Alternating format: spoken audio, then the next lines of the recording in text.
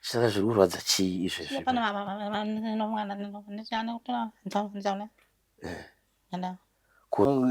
Zvamuri kuda kubatsirwa nazvo imimi muda kubatsirwa chii?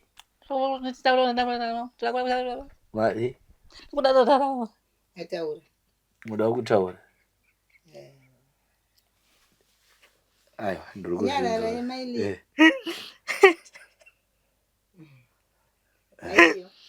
Unobatsirwa sei? Shumba. Maili nyara.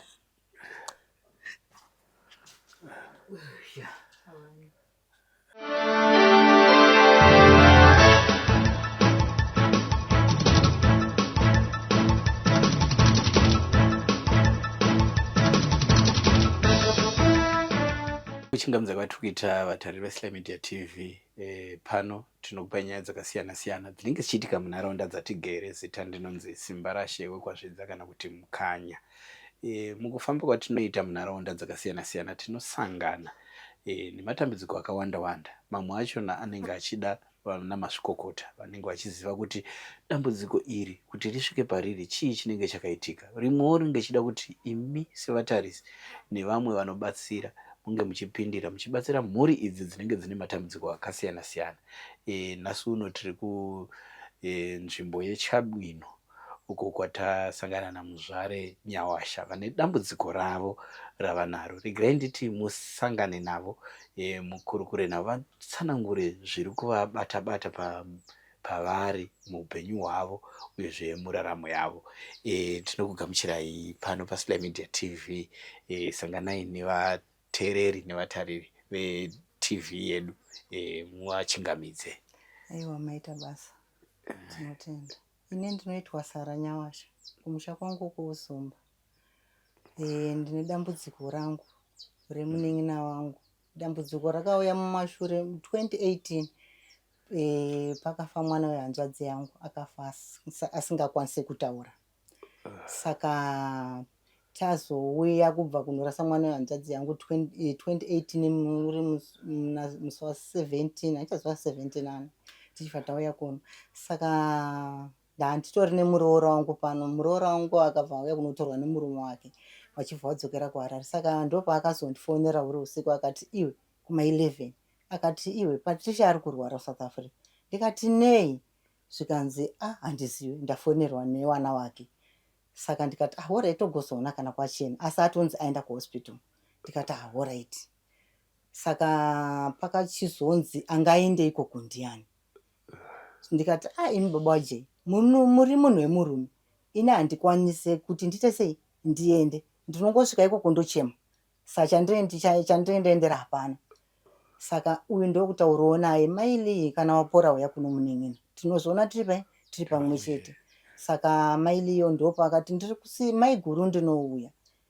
Atombobuda akaita anzi 2 days ari kumba, ndokubva zvadzokerera futi. Adzokerera ndopaakaenda kunogara mwedzi wese muhospital. Saka kuna sekuru wangu musekuru wamai wakati imi dai mamboedza kufamba kuti iye zvino Patricia ari kunzi ada kuitwa operation, anzi mwoyo chichichi, nokuti akamboitwa operation pano paurapa. Saka tabva tazofamba kwatakaenda kuchitungwiza. Azouya 2018, 2019 ndikatanga kugara naye kupi, ndikagara naye kunoko. Asi dambudziko rinini rinonyanya kungondirwadza ndere kuti saataura kwaanoita. Dai anga ari mapirizi ake ndirongopoto tichingotsvaga tsvaga tichimuitawo sei tichimupa. Ine mapirizi achona anodhura nekuti ane shuga, ane gwina, ane BP, ane moyo. Saka mapirizi achona anotidhurira. Anotidhurei. Ipapo pavakatanga kurwara vaibatiswa nei? Pavakatanga kunzwa kuti munin'ina wangu arwara. Mwana wachona achizouya kuno haana kukwanisa kuzvitaura mumashure umu. Akazozvitaura igore rakapera. Akati mama ndichitaura nawo pandakasvika isusu vanhu vasati wabva kunoko. Ari kuti anzi mama wakanzi nekashiri kumeso kakaita kangani kaviri. Saka vangoti azaita sei kutotaura. Saka murume wachona ari kuti akanga ari mubhathi achigeza. saka nzi ndo pandakaona kuti nguwa yaita sei yareba munhu asati aita sei asati adzoka anzi ndakangomusvikira akangoita sei akangodai achiti adonherwa nechekuisira sipo masoona saka ndo mawirira akazoita kunuko. Shiri handina kuziya semwana womudiki akangoti mama ine wachipedza kutaura neni wakangoti pane kashiri kakauya kumeso kwangu kakandidai babo ndo zvakabva zvatongo ndo paakabva azodzokera muhospital kechingani kechitu. Saka ini dambudziko rokusati dai wanga kuri kurwara zvako tichingoti munhu ari kurwara asi tichichinjanawo mashoko mainini achinditowo maigurundu kuda izvi unoziva panepo kuti ini ndinozotiwo kana akanditi ini ndongoti iwo vatotanga kutoseka kuratidza kuti handisi kuita sei handisi kunzwa zvaari kutaura toita kunge tamajokes mazoona. Saka dambudziko iri rave netime yakareba sei rekusataura? Totongoti 2018 kubva 2018 kusvika iye zvino. Kumbofamba navo kunana mazvikokota vana chiremba makamboendawo muno? Ine pandingakwanisa hangu kutaura ndafunga ndambokuudzai kutoti inini hanzvadzi yangu yandinoteera anoenda kuchechi. Kamwe kahanzvadzi katinoteedzera nako paugotwe hwedu iye ndegotwe kofa kwauya inini. Saka iye anongoto shamwari inini hangu handizvikwanisawo hangu nototi handizvikwanise zvokuita sei zvokufamba famba mun'anga kana iwe pane kwaunenge waendawo ukazvinzwawo tinongoita sei tinongobatsirana. Ndachiti hangu kana kuchipatara ungambonoonekwa kuti chii chiri kunyaya kudai? Kuchipatara ndo zvandambokuudzai kutoti kuchipatara sekugwina kwaakaita vanongoti tenge mapirizi. Totenga mapirizi haisi yekuti vazonyatsokutsvaga kuti ko zviri kumbokonzerwa nei? Ayo ndizvozvo. Zvinonetsa. Alright, mataura kuti kune ihanzvadzi yakashaya futi mwana wehanzvadzi. Maitiro avaita mwana wehanzvadzi nemaitiro azvakafanana? Tinoti zvakati siyanei. Mwana wehanzvadzi aifamba zvezve akabva aita kunge angatorwa maziso asi asakwanisa kuti achingokumara iso mazoona. Ndo nyaya yachona kuti zvakatanga sei? Inini ndakazobva kuno kundienda kunomuchengeta kumusha uko zvokutoti zvakatanga ndandiri kuno. Ko vamwe vakuru vabereki varipi apa? Kuna sisi 1 vari kuchochi. Vabereki vakadzama? Amai wangu akafa nababa wangu. Vana sisi vari kuti chii nenyaya iyi? Sisi wangu wanoenda kuchechi saka vanongoitawo zvechechi. Iwewo kuchechi uko makamboenda here kune tsanangudzo dzenge dzichiti chiiwo kumachechi?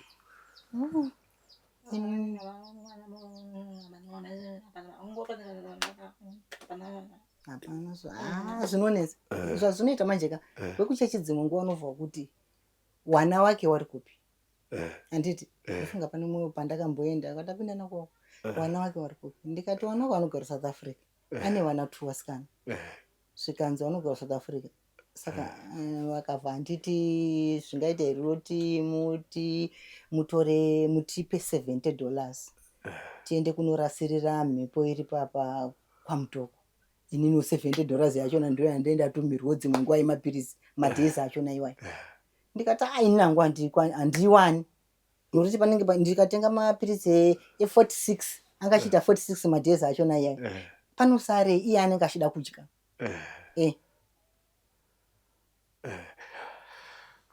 Asi vari kuti mhepo inenge iripo ndei? Zvinotaurwa nemaprofiti munhu ega ega ndingachingotaura zvaanotaura. Mumwe anoti mweya wetsvina. Saka mweya wetsvina wachona ndo wamutadzisa kutaura here. Saka ndo pauti ndofunga ndakaenda kunotenga jira reredhi ndikanzi tenga mabakatwa 2 pokuzoti $70 apa ndiende kunorasirira kubako kwamutoko. Ndakabva ndangoora mwoyo. Ndizvozvo. Inoti inenge iri mari yakatowanda. Aiwa ipapo zvinenge zvinonetsa zvichinetsawo kuti munyatsokuzobatanidza apa munhu ari kurarama nemapirizi. Nekutoti kana kuti ndifambe inini ndifambe naye anenge achida chinhu chinotomutakura angofamba zvimwe zviya anenge achida chinhu chinomutakura kutoto nhai waenda kwana mutokoro dhuko kune muprofita ariko zvinogona inini ndinogona kuenda munzi uyai naye ina handina mota yekufambisa. Saka mapiritsa ari kutora akamira sei? Ndikuterere. I'm sorry.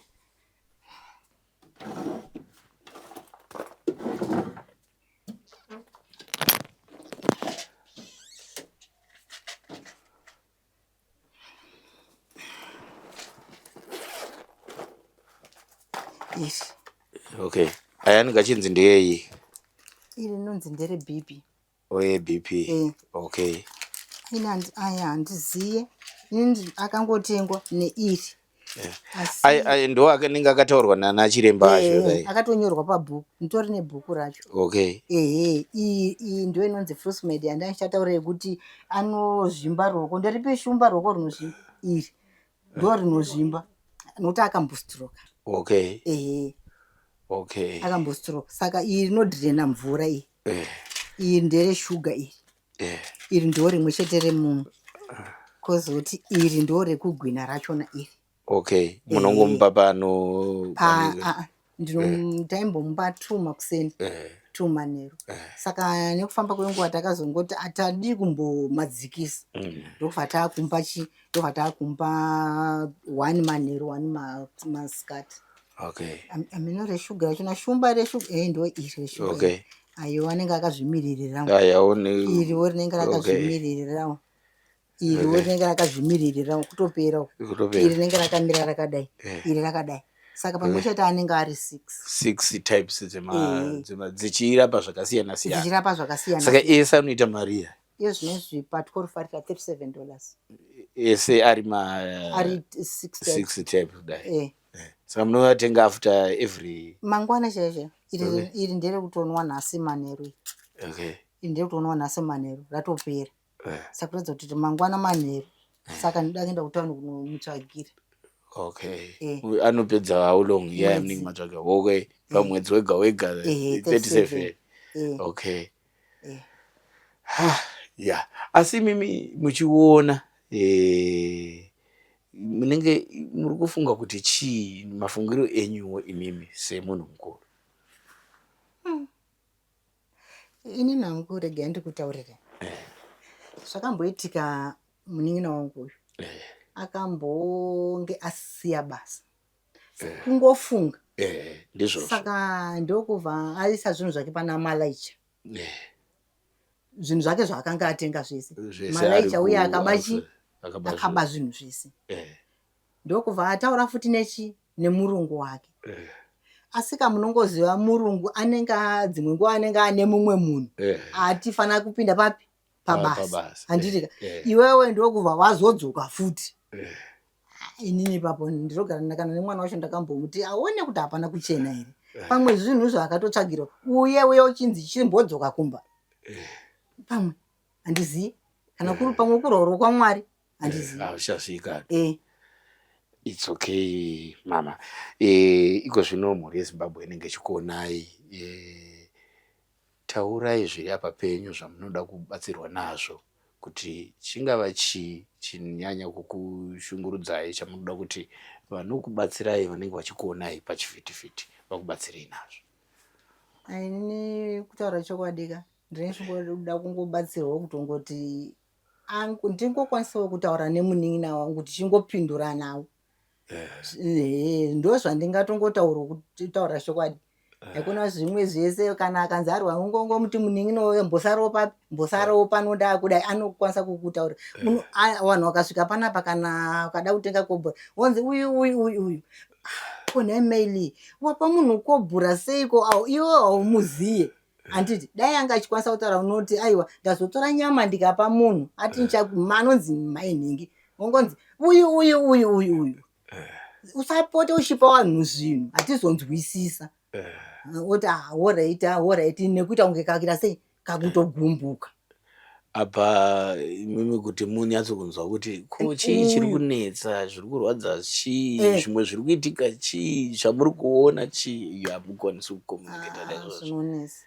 Zvinonesa ipapa zvimwe zvachona munoziva pane zvimwe zvinhu zvinondinesa inini zvekuti akatsamwa anotogona kutokutuka nekutsamwa watoti putseke asi paipai kana muchifara zvezvo woti shumba manga muchiti hakuna kana kutoti akati gumbo uri kurwara anoti riri kurwara azona nokuti rinenge shunda sei rinenge richimubvuta iri rakazosvinwa nevamwe sister wepapa clinic apa nonzi sister Jani ndovakazomutubura iri katombobva kugomo chiita bhadhara mukwasha wake anogara South Africa ndiye akanga auyawo musi iwoyo ndokubva asvika wachibva taenda naye kuhospital ndio paakazoningirikinwa pombo. Asi kukura kwenyu kusvika pakurwara kwavo zvinhu zvese zvazvingoriraiti papasina muchitaura zvakadaro yaaingonowo neyeshuga ikoko ndo zvandiri kuziva but kuzitaura zvimwe aiwa taitotaura aitoshanda pamurungu. Alright. Saka mhuri yavo mati vane vana vese vakaroorwa vari ku South Africa. Mumwe wachona akatoti ndakuda kuuya hamino kuti zviri kumunetsa ko baba vevana vari kumarondera. Saka munoziva munhu anodhakwa anoshungurudza iyoyo mari inenge dzimwe nguva yatainge tichitambidzwa nevana wake monzi muri kupota muchidya mari dzevana wangu chichi baba aliyo ona hapana kana mari masona anga aitogara kumarondera ndo kwanga akaroorwa. Asi condition iyi vanotoiziva vari kutiwo chii nezvayo kurwara anongoti kurwara. Alright. No, it's okay. Saka tiri kuti dambudziko ramuri kuda kuti ripere izvozvo zvokuti hamusi kukwanisa kutaura nemwana wenyu uye kuti chicho chachona chiri kunyanya kukonzeresa kuti asataure chii. Wamwani wakangoti dzimwe nguva achataura nokuti munhu akambostroke saizi ndo zvatine takangotarisawo nekuti mukuongororo yedu netsvakirudzo kune vamwe vanoita inonzi speech therapy but zvinhu zvinozodawo tumari tokuendeswa kuspeech therapy ikwanise kudzoka zvishoma nezvishoma inogadzirisa. Varipo vanokwanisa kumazvikokota asika zvakare zvamutaura zvekuti vanoda zvikwanisiro zvekuti dai asi varipo vanogona kunge vakatarisa izvozvo zvinhu zvese unogona kuzvidurura zvese kumhuri yeZimbabwe ikwanise kukubatsirai pamunenge achida kubatsirwa.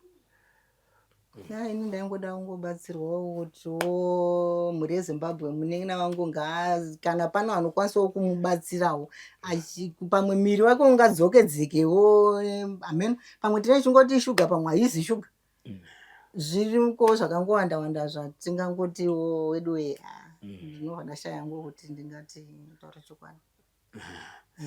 Ngatiti paita munhu anoda kubatsirai anokubatai panhamba dzenyu dzipi dzefoni?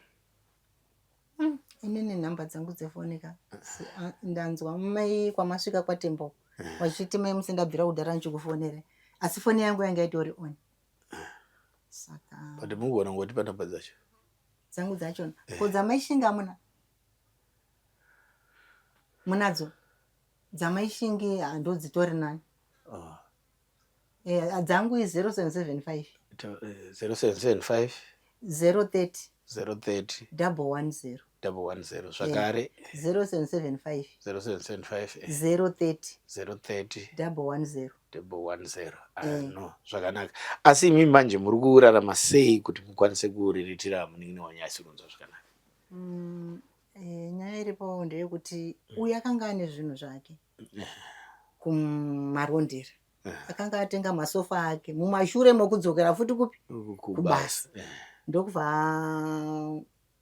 tanga tane 5 months takubva kumarondera takanotora masofa tikatora 4 place stove iyi masofa ndiye atakakwanisa kutengesa kuti towane mari yemapiritsi hanzvadzi yangu ndokubva ati maimo kana zvichiita katakudai wochimbohodha mabhodhi iye akatumidzira bhero remabhodhi ndokubva tahafurana iye achindipo wangu iye achitoro ake ndatengesa ndokubva nditi zvinoita here kuti futi imwe mari iuye ndokutengera bhero remasocks saka ndo zvandinoita kutaura chokwadi ndingofamba nemasoksi chichichi vakomana ngazondibatsirawo zvavo asi zvasiyana nemunhu anogara zvasiyana nemunhu anogara nemunhu ndizvozvo saka ndo nyaya yachona ndikwese ikoko ndosvika ndichitengesa kwakawanda kuna stone ndosvika ndichitengesa masoksi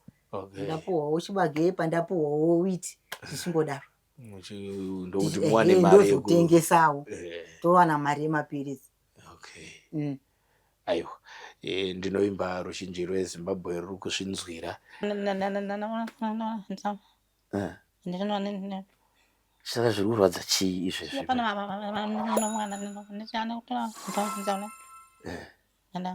kutsoka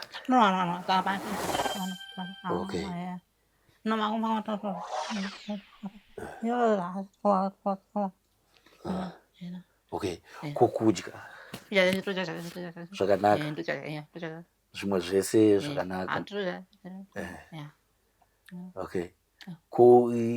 kutaura kwakaenda kupi rurimi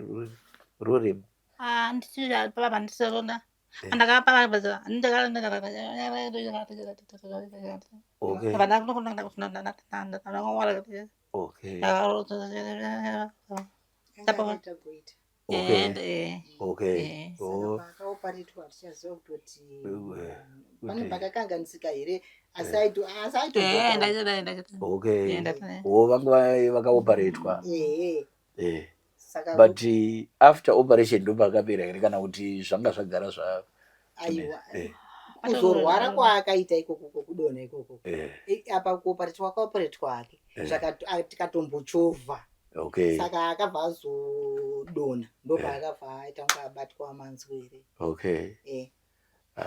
asi zvimwe zvese muri right kutoita basa anoita basa akuita akauya kangati kudai zvomwe kari ndakati kuzva ndakachema zvikanzvadzi yangu achinditi kwatiri kuenda kunomuda munhu ane mwoyo wakasimba toenda ikoko ndakangoti ndakabva ndabuda kuenda useri ndakachema kutanga shungu dzangu dzapera ndobva ndakachizodzoka manje wabva nditambira kuchema chichichi indotomunyararidza madhezi akauya zvakanaka saka zvamuri kuda kubatsirwa nazvo imimi muda kubatsirwa chii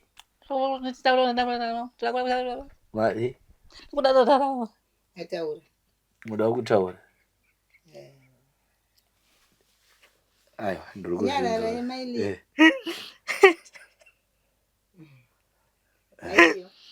unobatsirwa sei kumba maili nyara